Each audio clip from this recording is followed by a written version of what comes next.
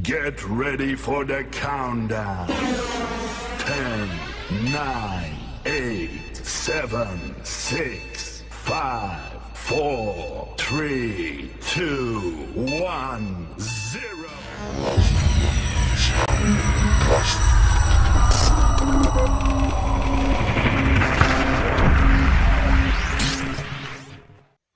Shalom anak-anak, selamat pagi. Nah, pada hari ini kita sudah masuk ke pembelajaran 5 dan 6.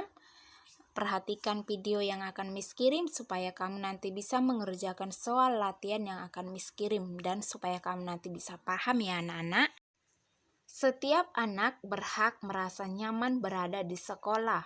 Mereka berhak diperlakukan dengan baik. Aku ingin senang di sekolah. Setiap warga sekolah wajib membuat sekolah menjadi tempat yang menyenangkan. Guru dan siswa ingin merasa bahagia di sekolah. Udin dan teman-temannya juga ingin senang saat berada di sekolah. Kepala sekolah memberi saran kepada Udin dan teman-temannya. Berikut saran kepala sekolah. Yang pertama, berteman dengan siapa saja. Kedua, saling berbagi. Ketiga, saling menghormati. Keempat, saling membantu dan bekerja sama. Yang kelima, hormat kepada guru dan sayangi teman. Yang keenam, menaati aturan sekolah. Udin dan teman-temannya mengikuti saran kepala sekolah. Sekarang, setiap siswa berteman dengan siapa saja. Siswa selalu berbicara dengan sopan. Siswa tidak segan mengucapkan terima kasih kepada siapapun. Siswa juga selalu meminta maaf jika berbuat salah. Udin merasa senang berada di sekolah. Kalimat saran adalah anjuran yang dikemukakan untuk dapat dipertimbangkan sebagai penyelesaian suatu masalah. Kalimat saran biasanya menggunakan kata sebaiknya atau seharusnya. Ayo mencoba. Benny mendengar temannya berbicara keras. Hal itu membuatnya tidak nyaman.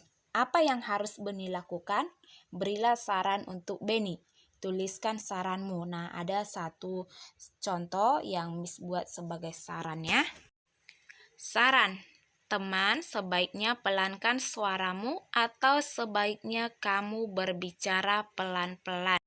Nah, yang saran pertama tadi sudah Miss buat seperti yang tadi contohnya ya. Saran yang kedua, saran yang ketiga, dan saran yang keempat bisa kamu lanjutkan nanti. Ayo berlatih. Belajar adalah kewajiban setiap siswa. Udin belajar di sekolah yang menyenangkan.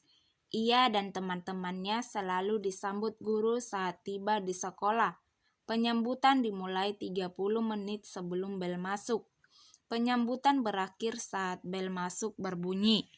Banyak siswa yang disambut setiap harinya berbeda. Jika siswa yang disambut ada 500 siswa, tentukan banyak siswa di sekolah dan banyak siswa yang tidak disambut. Nah, di sini ada langkah-langkah untuk menjawabnya ya. Yang pertama, banyak siswa yang disambut adalah hasil pengurangan banyak siswa di sekolah dengan banyak siswa yang tidak disambut. Yang kedua, tuliskan banyak siswa yang disambut. Yang ketiga, tentukan banyak siswa di sekolah. Yang keempat, tentukan banyak siswa yang tidak disambut. Nah, di sini ada contoh Miss buat. Misalnya, banyak siswa di sekolah ada 600, banyak siswa yang disambut 500, maka gunakan rumus yang tadi. Banyak siswa di sekolah dikurangkan dengan banyak siswa yang disambut. 600 dikurang 500, maka banyak siswa yang tidak disambut adalah 100. Nah, contoh lain, banyak siswa di sekolah titik-titik, banyak siswa yang tidak disambut titik-titik, banyak siswa yang disambut. Nah, banyak siswa di sekolah itu suka kamu, mau berapa kamu buat.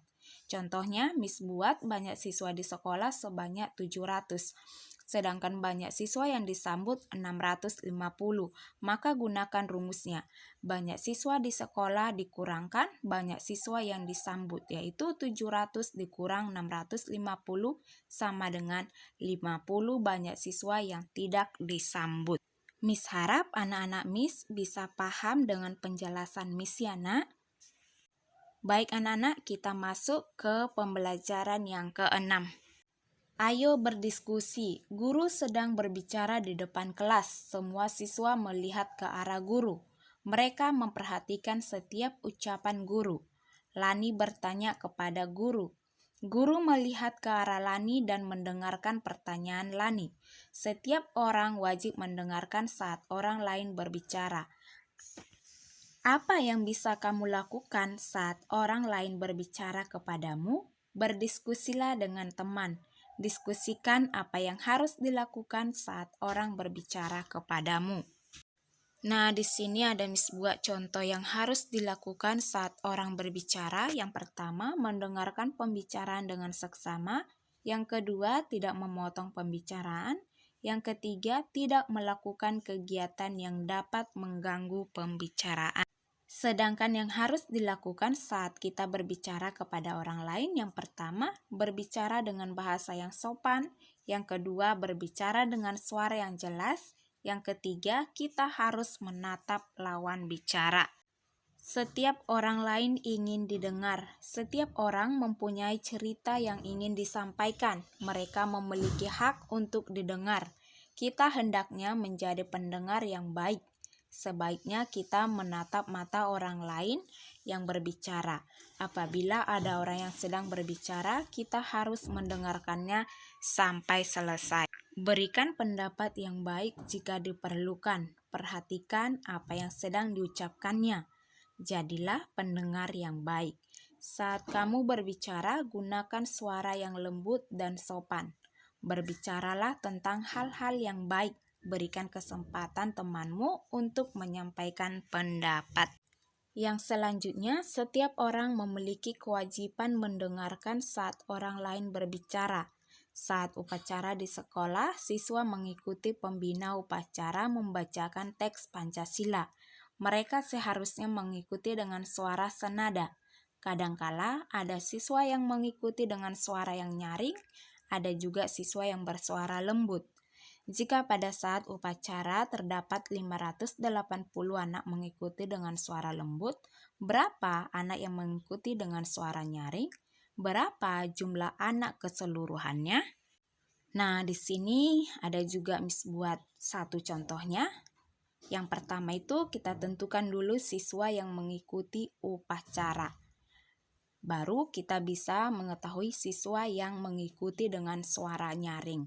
Nah, siswa yang mengikuti upacara dikurang dengan siswa yang mengikuti dengan suara lembut, yaitu 700 dikurang 580 sama dengan 120. Maka jumlah siswa yang mengikuti dengan suara nyaring sebanyak 120.